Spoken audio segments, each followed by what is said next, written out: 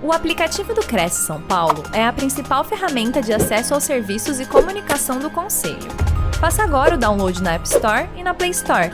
E siga nossas redes sociais no Facebook e Instagram. A todos, agradeço a presença de todos vocês. Eu sei o quanto, né, a gente luta para sair da nossa base de trabalho e dar uma escapada e vir assistir, mas é um tema importante. Até antes mesmo de apresentar a nossa palestrante, né, que é uma querida, vem lá de São Paulo, especialmente para isso, queria até comentar, a gente acha que não é, às vezes, né, tem muito a ver com a profissão de corretor de imóveis, né, mas tem muito, e olha que coisa curiosa, quando eu saí da imobiliária, eu estava para sair, tocou o telefone e passou a ligação para uma corretora que estava lá de plantão. E ela conversando, eu ouvindo, né, ela falou, vou falar com minha gerente, ver se a gente acolhe esse imóvel, porque a gente atua numa outra área, bem longe de onde está a sua propriedade, então eu preciso verificar. E aí dava para entender que ela falava assim, ela precisava que alguém cuidasse do imóvel. Ela falou assim, não, isso a gente não faz, né? A gente administra quando a gente aluga, tal, mas vazio a gente não cuida, a gente publica tudo, faz o trabalho de venda e publicação para atrair um cliente, mas a gente não cuida do imóvel. Aí depois ela desligou, eu estava de sair, ela falou, Neiva, vem cá. Olha que interessante, é uma mulher, que o imóvel dela é lá na cidade de Singer, né? Acho que vocês já ouviram falar, e ela quer colocar à venda, ela está saindo do imóvel porque ela sofre violência, e ela vai sair, mas ela precisa de alguém que cuide do imóvel, e não dá para ela ficar mais na casa, ela precisa sair urgente de lá.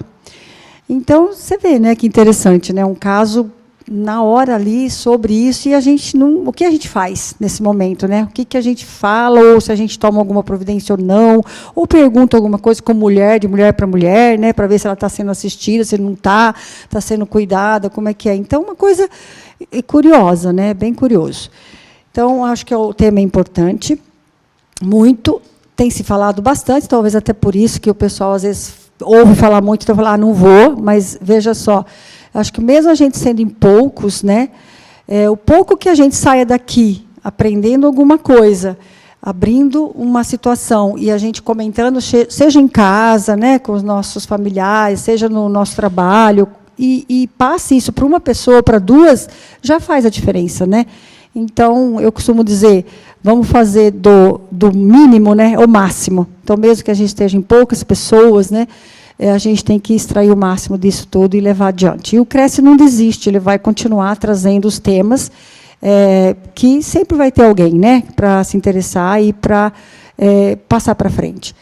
Então, hoje, o tema abordado será dedicado ao papel das mulheres no mercado imobiliário e aos recentes avanços no campo dos direitos femininos.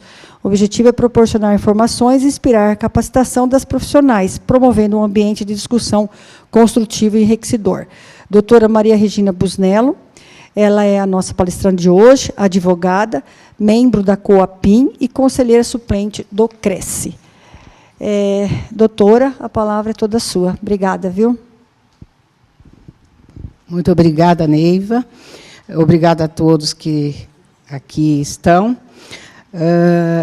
Eu coloquei aqui, né, como um resumo, que o tema ele é dedicado ao papel das mulheres. Agradeço ao Cresce, né, também, pela oportunidade.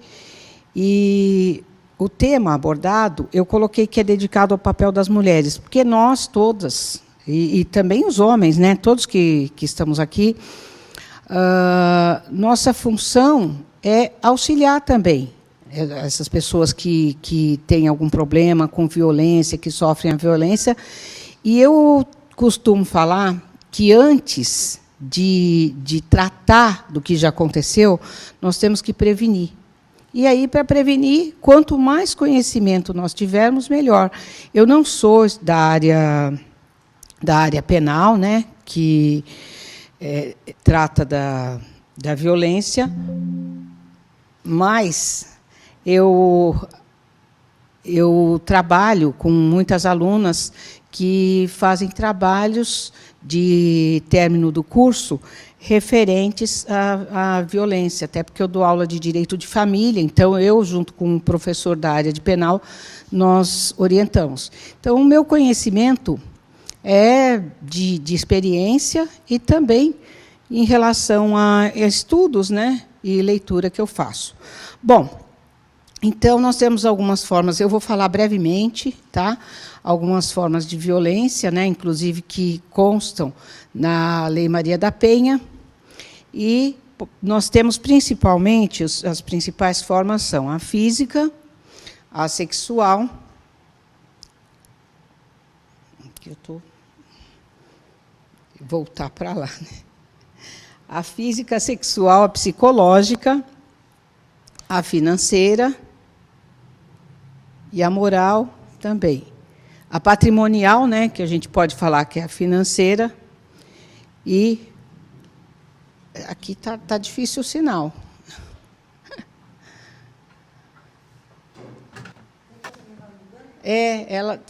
O sinal tá meio distante.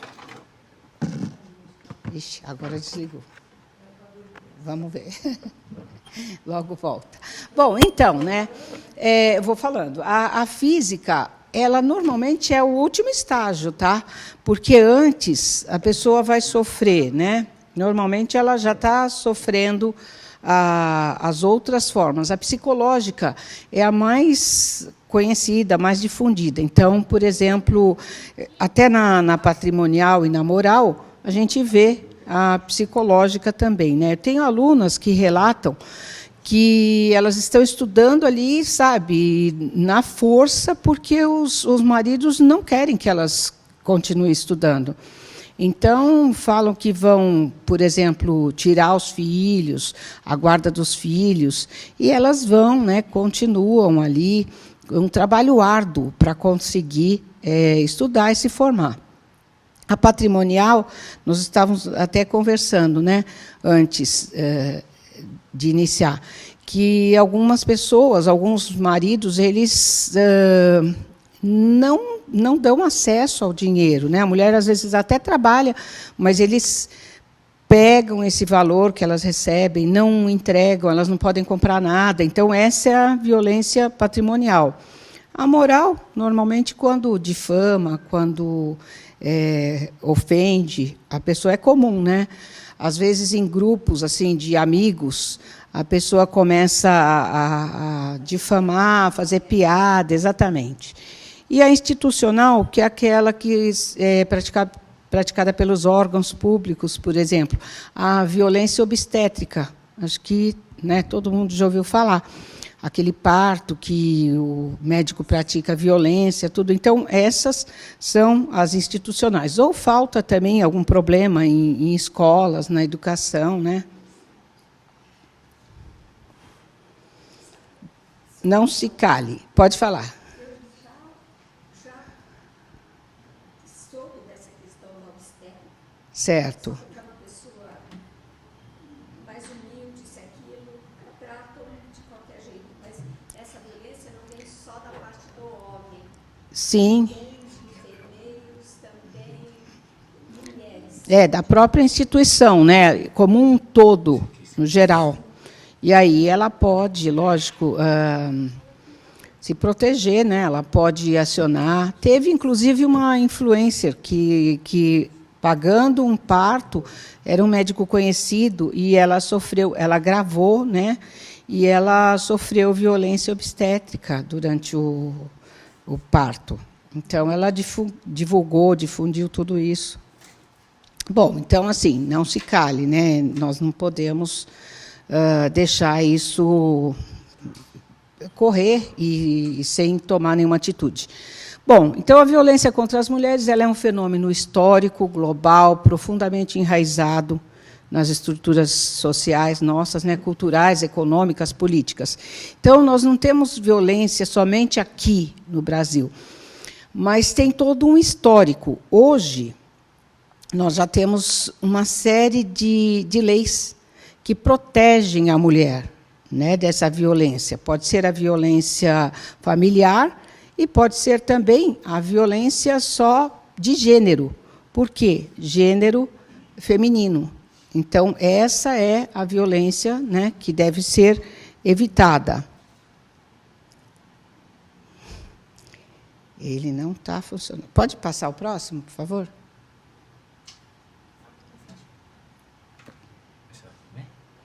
Isso.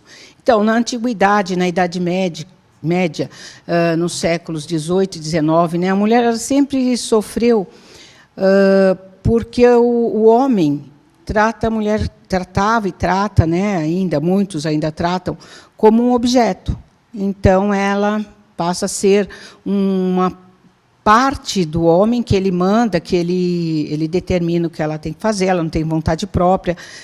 No século XIX e no século XX é que iniciam os movimentos, né, de proteção da mulher, para proteger a mulher contra essa violência. Nos anos 1970, então, existe um movimento maior que atinge todos os espaços e a mulher passa, então, a ser a conhecer mais, e esse movimento de proteção à mulher ele é difundido e ela passa, então, a ter legislação própria. E, atualmente, né, o que nós temos? Tem muita legislação nova, tem a Lei Maria da Penha, tem, em relação à internet, tem outras leis, né, a Lei de Proteção de Dados, a Lei Carolina Dickmann, que não pode publicar, né, os dados que alguém obtenha, ainda que a mulher ela tenha feito gravações e tenha autorizado essas gravações, elas não podem ser divulgadas. Então, tem toda uma situação de legislação que protege a mulher, porque isso também é violência, né? Gravar alguma coisa, ou obter algum filme, alguma coisa, e depois publicar. Isso também caracteriza a violência. Pode passar o próximo? Então, aí nós temos o quê? Um reconhecimento crescente dessa necessidade de abordagem integrada, que combine legislação, educação, serviço de apoio às vítimas e mudanças culturais para enfrentar eficazmente a violência contra as mulheres e promover a igualdade de gênero. Então, o que significa? Se nós não tivermos uma legislação para coibir, aí fica difícil, né? Porque, não tendo legislação, a pessoa pode fazer o que quiser, ela não tem punição. Tá? Tanto que hoje, vocês todos sabem, né, que tem as medidas protetivas, que o agressor ele vai ter que se afastar da mulher e não pode chegar a uma determinada distância. Só que nem sempre essa é uma medida totalmente eficaz. Por quê? Porque o agressor ele transgride e ele vai procurar essa mulher e vai agredir, né? Às vezes até de uma certa distância, porque se ele tiver uma arma, ele pode atirar, né? Então, assim, ela é importante, mas nem sempre ela chega a ponto de evitar uma violência maior. Então, a legislação ela tem que ser uma legislação para coibir. A educação, né? A educação de todos. Quando a gente fala em educação, é tudo. É educação desde a criança, quando ela nasce, até qualquer idade, né? Porque nós temos, a todos os momentos, informações novas chegando de como evitar essa violência. Porque o que eu costumo falar é o seguinte: para chegar na violência física, nós temos, desde o começo, que é a violência moral, a violência patrimonial, até que ela vai culminar na violência física. Agressão, chute, pontapé, facada e até o feminicídio, né? Então, antes disso, nós temos um longo caminho, que é o caminho da prevenção. E, para prevenir, nós temos que trabalhar com quem? Com as nossas crianças, né? nós que temos contato, todos, homens e mulheres, mas as crianças menores, normalmente, o contato maior que elas têm é com uma mulher. Elas nascem, né, de uma mulher, toda criança nasce de uma mulher. E aí eu entendo como sendo uma obrigação de todas as mulheres, e também dos homens, mas assim, imediatamente das mulheres, de estar ensinando e coibindo a violência. Porque é tóxica essa relação, né? As crianças têm que aprender a não banalizar a violência, tanto as meninas quanto os meninos. Os meninos de não praticar e as meninas de não aceitarem, né? E aí temos o quê? O serviço de apoio às vítimas, as mudanças culturais eu já falei, né? Por quê? Porque nós temos que ensinar, explicar, tá? E promover a igualdade. E quando a gente fala já em apoiar a vítima, é porque ela já aconteceu, né? Então, não é tão... Pode passar o próximo? Então, algumas leis, eu vou falar rapidinho, todos já ouviram falar, né? Que é a Maria da Penha, tá? Ela vai proteger as mulheres, né, contra a violência doméstica familiar. E quase todas elas têm muita ligação com a Maria da Penha, né? Tem a lei do feminicídio, que ela alterou o Código Penal e aumentou a pena como uma circunstância qualificadora, tá? No crime, quando ele é praticado contra uma mulher, né? Em violência doméstica. A Lei 13.641, ela também alterou o Código Penal e transformou, tornou mais grave, né, a pena para o crime de lesão corporal que é cometido contra a mulher e se esse crime ainda envolver violência doméstica e familiar. A Lei 13.721, ela estabelece a prioridade de realização do exame, né, nas mulheres que sofreram violência. Todo mundo sabe que tem um exame de corpo de delito para verificar o que aconteceu, qual o grau de lesão, né? Então, ela tem prioridade. E a Lei 13.827, ela alterou a Lei Maria da Penha, e essa vítima de violência ela tem que ser informada da possibilidade de ingressar com uma ação penal contra o agressor. Então, quer dizer, em todos em toda essa legislação, em todos esses itens que eu estou falando, todos podem contribuir, principalmente porque todos nós temos contato com o mundo externo, muitas são pessoa jurídica, têm imobiliárias, podem passar essas informações, né? Aquelas que são pessoa física, corretoras, também podem passar, os homens também devem passar, né, esses conhecimentos e praticar essa não violência. Pode passar próximo, por favor? Então, além dessas leis, nós temos o quê? Várias legislações atualmente. Nunca foi tão rápida a alteração e a promulgação de leis, né, como é atualmente. Então, nós temos muita legislação, toda hora tem sido aprovada a lei nova com política pública para a proteção da mulher, em relação à violência contra a mulher, né? Hoje nós temos o quê? Delegacias especializadas, nós temos centro de atendimento às vítimas. Esses centros, muitos são formados por ONGs, né? Organizações que vão tratar dessas mulheres. E lá, é o que nós estávamos conversando antes, essas mulheres elas vão ter capacitação, elas vão aprender uma profissão, muitas vezes. Por quê? Porque, se elas não têm profissão, o que acontece é o seguinte, elas são vítimas, né, de agressão, e elas retornam.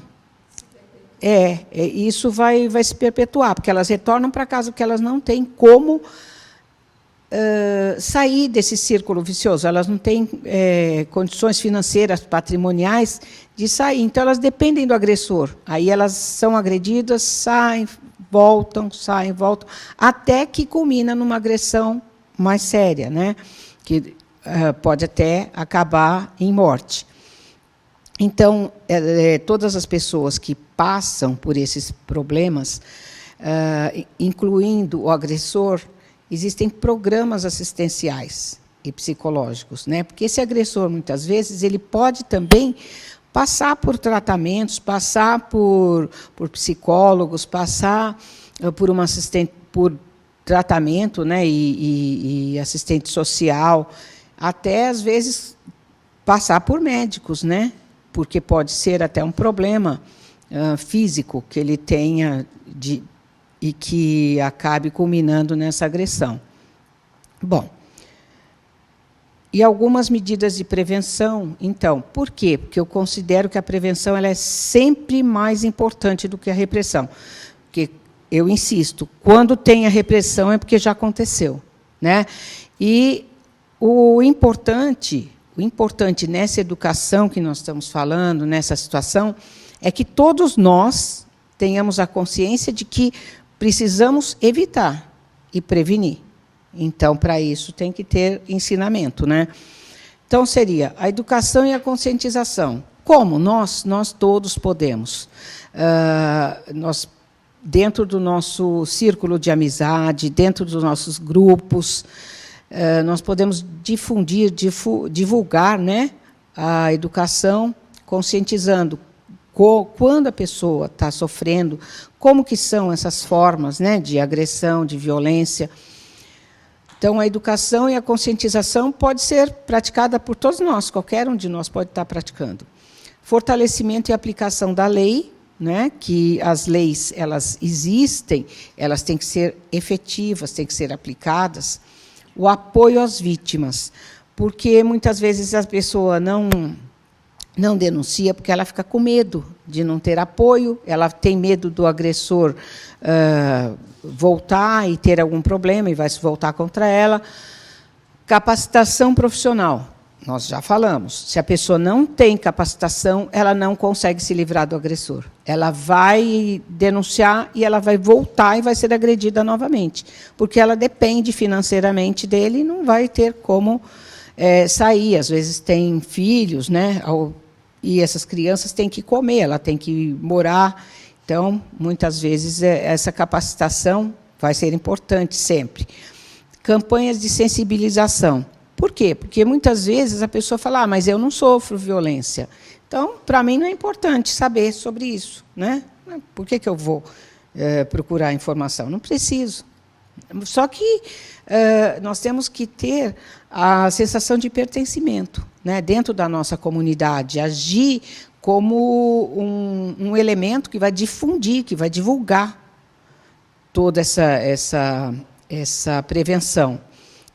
Então, nós temos o quê? Que ter a intervenção comunitária. Né? Todos nós temos o quê? Nós participamos de um grupo onde nós trabalhamos, de um grupo religioso, de um grupo de amigos. Então, nós temos que levar para a comunidade essa sensibilização de que todos têm que participar, né? Já falei do empoderamento econômico, que se a pessoa tem uma capacitação, ela consegue se livrar dessa situação de opressão. E trabalhar com os homens e meninos, né? Por quê? Porque os meninos eles têm que entender que não é comum. A violência não é uma situação comum, né? Os homens também. Tá? Monitoramento e pesquisa. Por quê? Para saber como está a situação, né? Porque se eu preciso de dados. Nós temos visto na imprensa, cada vez que eu abro, assim, eu costumo ver na internet, né, as notícias, cada vez que eu abro, eu vejo novas notícias de agressão, de violência mesmo, né, contra a mulher. Muitas vezes pode não ser a agressão física, a agressão verbal. Na internet também, nós temos muita agressão. E desenvolver redes de apoio.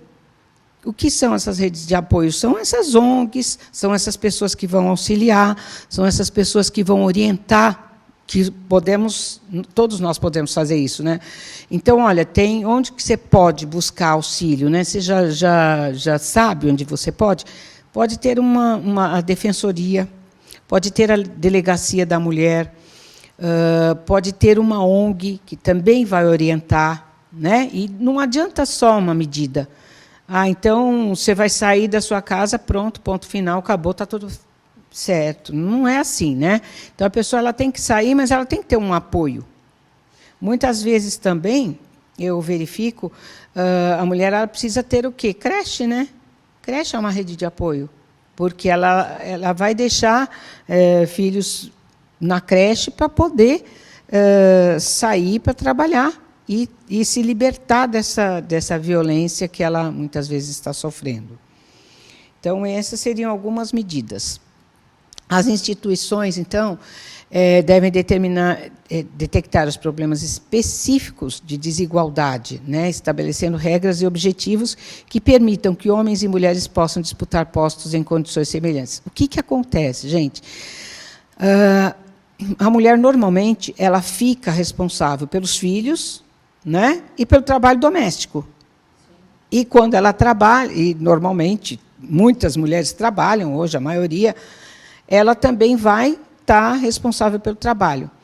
E ela, primeiro que a mulher, normalmente, ela tem que mostrar que ela tem capacidade. O homem não, ele entra, normalmente, já... ele não tem que fazer aquela prova de que ele tem capacidade, né? Mas, para a mulher, normalmente, já é exigido. Ela tem que mostrar que ela tem tempo, que ela sabe, que ela tem conhecimento, que ela consegue e tal. E, muitas vezes, como ela tem essa tripla jornada, ela, às vezes, até consegue chegar num cargo de liderança, só que ela não consegue manter. Porque vai exigir, o cargo de liderança vai exigir mais tempo dela, não é? Né? Disponibilidade. Só que aí ela tem que escolher entre se dedicar mais à família e se dedicar mais ao trabalho. Então, eu, outro dia, estava vendo uma entrevista com uma pesquisadora da GV. E até me surpreendi, porque eu pensei, olha, acho que já isso era típico da minha época, porque eu me casei em 80, né? E aí, na minha época, as mulheres estavam tentando partir para o campo de trabalho. E era difícil, né? Porque era uma situação de status a mulher casar e não trabalhar. Né, era bonito, ela ficava em casa lá. Só que depois, né, tinha uma série de problemas, porque ela não tinha como se libertar daquele casamento e tal. E como crescer também. Né? Então, ela ficava ali como se fosse uma plantinha, quietinha ali. E isso era tido como uma situação boa, né, para ela, cômoda, né, porque ela não ia trabalhar e tal. E depois, na minha fase aí quando eu casei, é que as mulheres estavam começando a pensar em sair, em estudar, em trabalhar. E aí acontecia esse problema, né, de ter que escolher entre a profissão e os filhos. E aí eu vi essa pesquisadora falando que isso ainda acontece hoje. Eu falei, meu Deus, ainda, né? Quer dizer, nós evoluímos tanto. E ainda temos essa situação da mulher ter que escolher entre trabalhar, se dedicar mais ao trabalho, se dedicar mais à família. E, nesses casos, você percebe que a maior parte das famílias, dos homens, ainda acham que o correto é ela escolher, né, a família, os filhos, e não ter uma ascensão na carreira. Sim, sim. Sim, concordo plenamente. Né? Aquele que tem mais condição de mexer no horário, de ganhar mais, né? Isso é que é o... Existem sociedades que conseguem fazer isso. Sim, sim, precisa mesclar, né? Precisa chegar a um consenso. Eu não sei, aquela que a gente pode falar, mas está já colocando muitos pontos que eu gostaria de levantar. Pode falar. Por exemplo, essa história da violência, eu percebo que o homem masculino anda muito mais violento. Haja vista saídas dos campos de futebol, como às vezes acontece. Então, se eles estão ali num grupo de iguais, põe aquela... praticando a violência. Daquele jeito, como não vai ser dentro de casa? Sim. É verdade. Como não será alguma coisa assim? E aí, falando, né, de homem que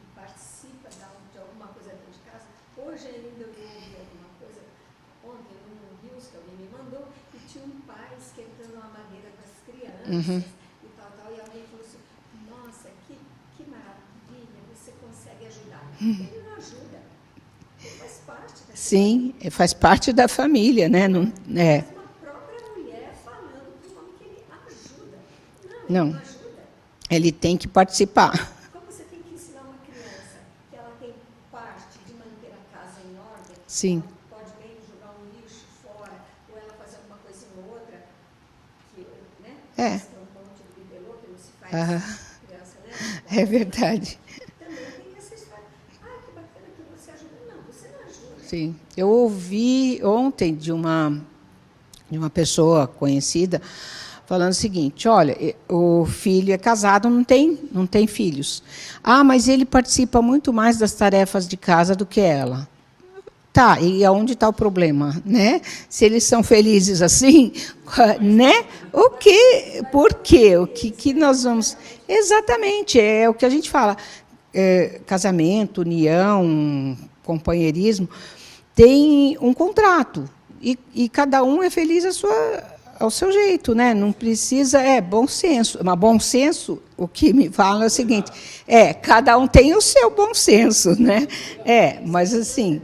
Aí, se existe um ajuste dentro desse relacionamento, gente, qual é o problema? Cada um faz o que quer. Agora, se a pessoa também não tem nenhum auxílio, por que ela vai manter um relacionamento hoje em dia? Não é verdade? Né? Se ela não tem respeito do outro.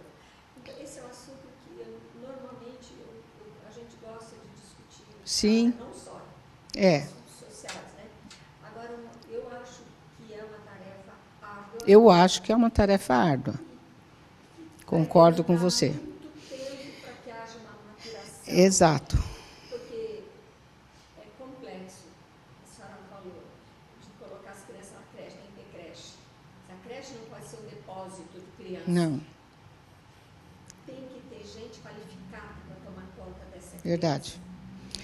E horários, né? Porque, assim, eu tenho visto creches, a maioria delas funciona das 7h30 às 4h30. E a mãe, ela não tem mãe que trabalha. Hoje em dia os horários são tão variados, nós precisamos diversificar esse horário, né? Colocar gente capacitada também nas creches, mas não ter só esse horário fixo, porque a mãe que trabalha até às 6, ela vai enfiar essa criança, colocar essa criança aonde? Das 4h30 às 6, ou 6h30 que ela chega em casa, né?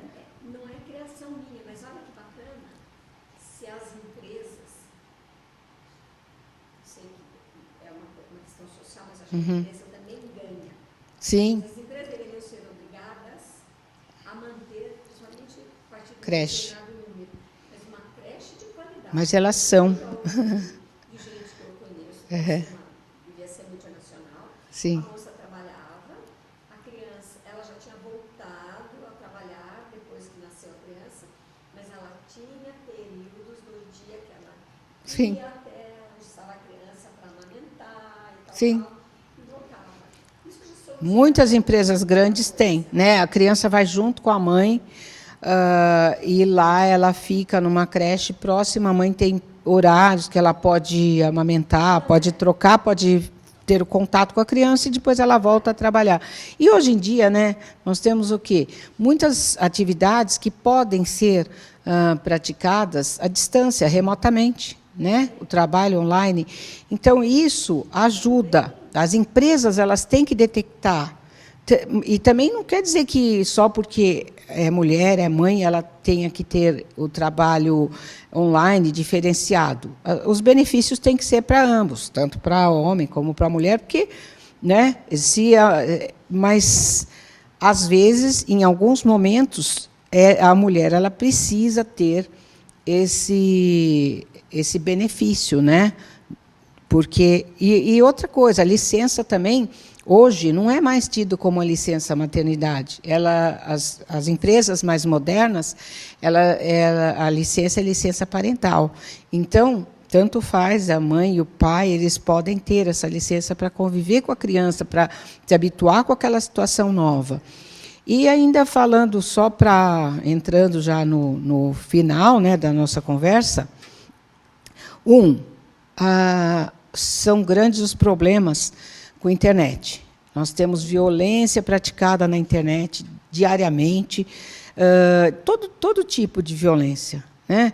Pode ser, as pessoas colocam, divulgam fotos que não deveriam, fatos que não deveriam, praticam calúnia. Então, nós temos um grande número de situações de violência dentro da internet. Perseguição, né, que eles chamam de stalking. Então, nós temos várias situações de violência dentro da internet. E todas elas têm previsão legal para serem coibidas, né? Então, ou se é violência por causa do gênero e se é familiar, tem a Lei Maria da Penha, que ela pode também ser aplicada, por exemplo, quando existe uma medida, né, de emergencial, de afastamento.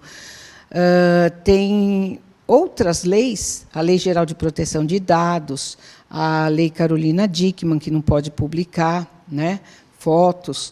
Então, nós temos uma legislação, um grande número de leis, e elas precisam ser aplicadas. E locais também, né, gente, para que sejam feitas as denúncias. Defensoria, Delegacia da Mulher, Delegacia Digital. E, associado a isso, nós temos que ter as casas de apoio, que temos várias ONGs, talvez não consigam assim atender todos, mas já tem um grande número, e nós, todos, mulheres, homens, profissionais, nós temos que difundir, como eu falei, vamos difundir essa rede de apoio, vamos falar, vamos orientar, porque muita gente não conhece e vai ficar ali sofrendo essa violência até que chega no extremo, né? Porque a gente sabe que é uma pirâmide. Então, a pessoa começa com uma ofensa moral, depois uma ofensa psicológica e volta, aí depois até uma agressão física, e que a ponta do iceberg é o feminicídio. Tá? Vai perdendo, ela vai aumentando. Os estudiosos, eles alegam isso, que essa violência ela vai aumentando. Então, parece uma pirâmide, né, em espiral. E até que chega e culmina no feminicídio. Antes, é como a colega falou, nós temos um longo caminho. Eu acho que isso não é uma situação para falarmos assim, de hoje para daqui um período curto vai estar tudo resolvido. Não é assim, mas nós temos a obrigação, e aqui eu falo, principalmente porque é uma palestra, né, uma conversa com profissionais corretores, nós temos por obrigação difundir isso. É nossa obrigação no nosso ambiente de trabalho, na nossa comunidade, aquele grupo que nós fazemos parte, nós precisamos difundir que existe a violência e como nós vamos fazer para combater essa violência. Mas acho que a partir também do preparo da mulher. Sim. Eu percebo que as mulheres não estão preparadas para enfrentar uma situação que muitas vezes elas agradam. Porque não é que você está... Também. Você não está gostando disso ou daquilo, que você tem que também partir para a agressão. A agressão ela tem que ser combatida de lado a lado. Né? Tem que preparar a mulher para que ela seja inteligente frente a uma determinada... Porque, às vezes, é uma poça d'água. Sim. E aquilo se torna uma enxurrada. É verdade. Porque começa a agressão também. E que ela normalmente, a pessoa tem que parar com a agressão enquanto ainda é tempo, né? Tomar atitudes saudáveis suficientemente para que aquela agressão não culmine em algo pior. A mulher Né? também não sabe o poder que ela Sim. tem de falar, peraí, Sair da situação de forma inteligente. Né? É isso. vamos mudar o seu jogo. Não é bem assim. Uhum. E ela passar a ter um comportamento tal, sem humilhar, sem aquilo, ela conseguir conquistar o respeito do outro. É complicado, né? Porque numa relação, quando ela já é tóxica, dificilmente a pessoa consegue sair, né? Então, assim, primeiro prevenir com educação. E depois, eventualmente, se tiver que tratar, que coibir, aí tem que adotar as medidas, essas que nós estamos falando, não mais as preventivas, né, mas as repressivas. É isso. Então, aqui eu encerro a minha fala e devolvo a palavra à Neiva, né? Muito obrigada. Eu atendi há muito tempo, ele era um alto funcionário de uma empresa, estavam procurando uma casa. E ele falando, de repente ela falava, mas a casa era para os dois. Ele falava para ela, mas você cala a boca porque você não sabe o que você está falando. Nossa. Gente, Eu não já sabia o que atendi. falar. Eu escutei aquilo numa visita umas 2, 3 vezes. Aquela mulher parecia que ela queria sumir, assim, Eu já entendi uma isso coisa também. horrorosa. É, de fato, né? Bom, doutora, muito obrigada, viu? Excelente apresentação. Acho que temos o currículo. Douglas, que o Douglas, não, o diploma, né? Douglas, vem cá para.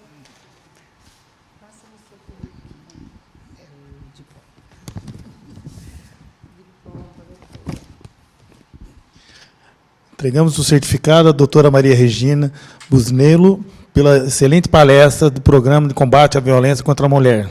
Parabéns.